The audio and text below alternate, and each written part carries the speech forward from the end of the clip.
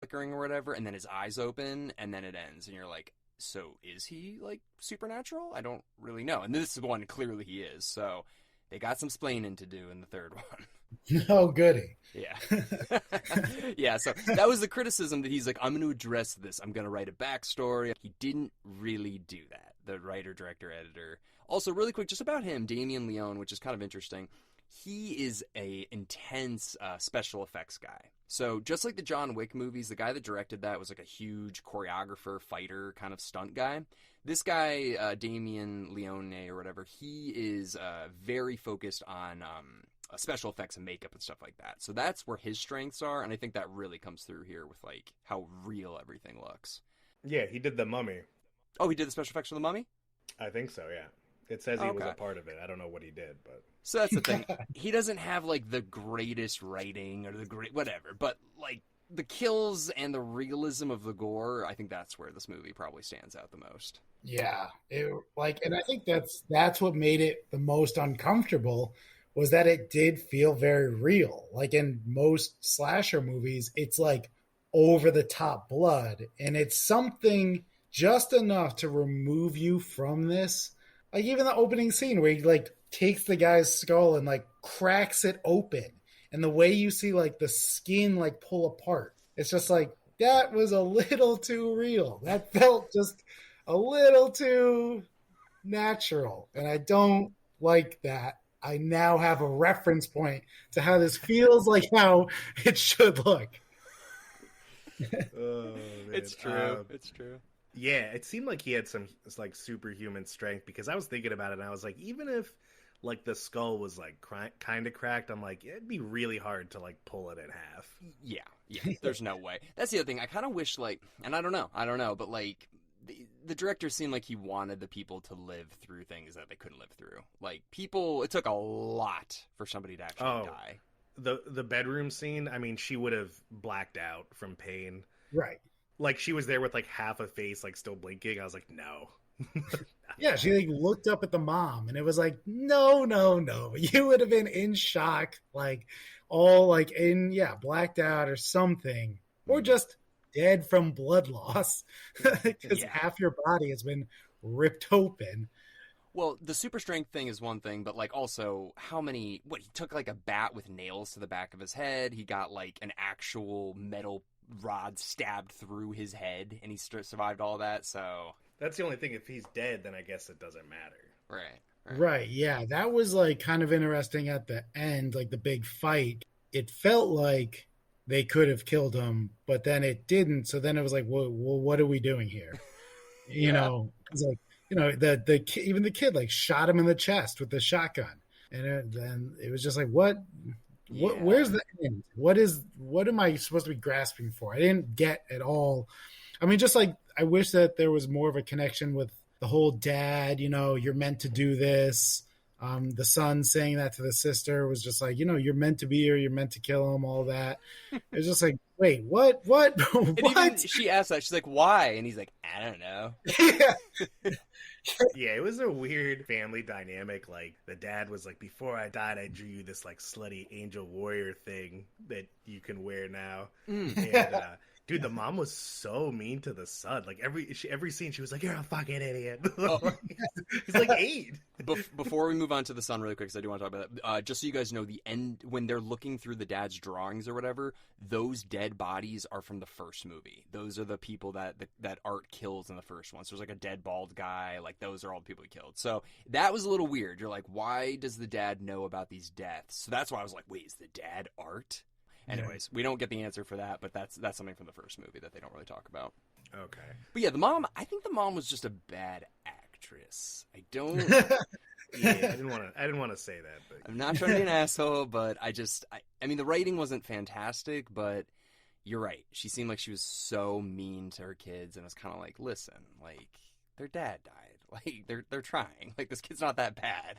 Yeah, also super off topic in relation to like gore and stuff, but that like the daughter getting dressed for the Halloween party montage, that was the first like montage I've seen where it started with side boob, and it was just, I was kind of shocked because I expected like, cause dude, one scene you're seeing a girl's elbow like ripped in half, And then I expected, like, if they're doing a montage like that, it would play music, and then, like, you know, you'd see, like, her robe drop. It literally just opened with side boob, and I'm like, what is going on here? Yeah, what's the tone? I'm not complaining. It was a weird timing. There's a time and a place for side boob. The music I loved, though. I actually really liked the score. I thought that, like, 80s kind of, like, synth electric pop or whatever, I like that. Yeah. Yeah. Yeah, the music was disturbingly on point. I also noticed, I don't know if it was intentional or not, but it kind of looked like, at least in the beginning, it was filmed like it meant to look a little older. Did you notice that? Yeah, I got like Robert Rodriguez vibes Yeah. a little bit, but then it would like not stay on that. Like it would just like the whole thing. It just felt it was like very choppy. It's like for the next 15 minutes, doesn't matter what we show, regardless. Even if we're halfway between a scene, make it a little grainy, and then just drop it. Yeah. How I found it funny too. Her friend who she was at the party with, when she like gave her Molly in her drink, and then she was freaking out. And she got mad at her. Like, you just drugged Dude, her friend sucks. Yeah. She's like, you're such a, you know, whatever, you're so negative. It's like, her fucking dad's dead and you're drugging her. Like, yeah, that girl, like, she sucked. Yeah, and her boyfriend sucked too. You know, like, I think that going back, you know, kind of connecting this to the mom, there was no character development, but it was like there was no time to really latch onto a character or understand what dynamics were. Like, you just kind of got introduced to these people and then they randomly went away, usually being dismembered at some point. But it just was like this shit ass character that you just see a lot of and then none of. And it was like, well, what the hell was that? I love how you're like, That's they true. didn't have enough time to like introduce the characters. It's like a 2.5-hour movie. It's like we still don't really get to know the characters. Yeah, like I don't, you know, why, you know, they could have said it could have been very simple to be like, oh, the mom feels overburdened with taking care of two kind of grown kids and like became like a whatever alcoholic or chain smoker, or like she's in crippling debt or something. She was just so mean for no reason. And then like the friend, it could have been like, yeah, you know, things have really changed since, you know, her dad died. She just straight up was like, come to this party, I'm gonna roofie you. And her brother is like worshiping Satan. Yeah, there were a lot of scenes where he could have easily shaved off 3 to 5 minutes. Like the first one that pops in my mind is where the girlfriend and the boyfriend are waiting for Lauren at the carnival, and it's the whole like Coke bag scene. That was like 5 minutes of just him being like, ooh, I have Coke. Like, why are we fucking watching this? Like, Yeah. And then he got stabbed in the dick, and I'm like, this all could have been deleted. Yeah. He's an inexperienced director, and he's also the editor. So it's like I think he needs somebody to be like, hey, dude, listen, we don't need this scene. Like, it's Yeah, like even the whole scene at the Halloween shop was so like I think I was on my phone for the entire time. I was like, this is not what am I seeing? To comment on that it was funny every time it panned on Art and he had a different pair of like googly eyes. Like, yeah, I was like, that's pretty funny. It was just like, what are you setting up here? Like, and then I read something in the trivia that was like the Halloween scene was it originally the pumpkin in the Halloween scene wasn't originally there, but it was CGI'd in after because the director wanted it to feel more Halloweeny, and it was like, what are you doing, bro? Like, what? Literally, what are you? You're in charge of this. You know what's crazy is I expected this to, I don't know, maybe be profitable. The budget was $250,000 and it grossed worldwide $10.6 million. dude, that's so much money, and even more That's to insane. that. Guess what? So the first one did very well. The director put an Indiegogo campaign with a goal of $50,000 to get the movie made. The goal, so it made $250,000 in donations from Indiegogo. So like it got 430% what its initial goal was. And then it was supposed to come out 2 years ago, I guess, but then it got completely fucked up from COVID.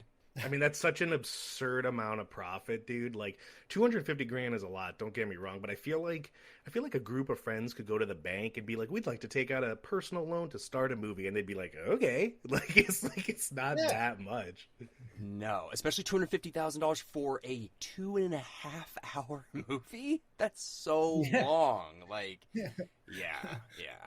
No, so I mean, I guess like the question I have for you guys, and I guess for everybody, and I'll ask Eric when we do Terrifier 1 this week on Wheel Horror. You could probably answer this better than Justin, Matt, but the horror icons, I feel like we've had a dip in those since the 80s. Like we had Ghostface in the 90s, Candyman, I guess, in the 90s too, Leprechaun too. And then in the 2000s, we get Jigsaw. That's really it. Yeah. I mean, we have the Paranormal Activity movies, but there's not like a face for that. I think Yeah. art might be the next big horror icon, of modern times. I definitely think that art could be up there. It's just so inaccessible. Like it's so brutal. Like Jigsaw was cool because you could kind of do it in a couple different ways. You saw people kind of dressing up in like the pig masks and stuff and like the weird little clown on the bike. And there was something kind of pop culture you could wrap your head around, but like art is so intense to dress up as, like for anybody. And I mean, but yeah, it is like iconic, the imagery, and back to that scene with the weird messed up food truck scene. It was like, you saw the artwork of him and it was like, oh shit, like that's kind of cool to see that artwork up there. So yeah, I definitely agree with your statement, but I don't think it would ever reach the heights of like a Jigsaw, just because, yeah, it's like this is a hard movie to actually access, watch, and enjoy. Yeah, no, I agree with you there. But I'm kind of curious, how did you guys watch it? Oh, I did the same thing you did. I went to Amazon and I was about to bite the bullet and pay the $5.99, and then it was like free 7 days of Screambox, and I was like, I'm immediately canceling this. Well, I'm an idiot and rented it, so I added to their profits. Well, because that's the thing. It's like this made so much money, and it's like not really. It's only in theaters. I'm assuming in like New York, LA, and like Chicago and stuff. And it's It's not. in Plainville, AMC. Oh, Yeah, really? It's here too. Oh, 6 showings a day. Whoa! All right. So, Yeah. damn. Yeah. So real quick on IMDb, this got a 6.3 compared to Terrifier 1's 5.6. What would you guys give it out of 10? All right. I think purely on a movie standpoint, like kind of writing, directing, acting, all of that as a movie, this is going to be low threes. Whoa. 3 maybe. But given that it is a horror movie with cult following aspects being the appeal of it, I can see it being all of that kind of falls by the wayside. I bump it up to like a 6-ish, but then back down to like a 5.2 because it's so fucking unbearable. Matt, what is the score?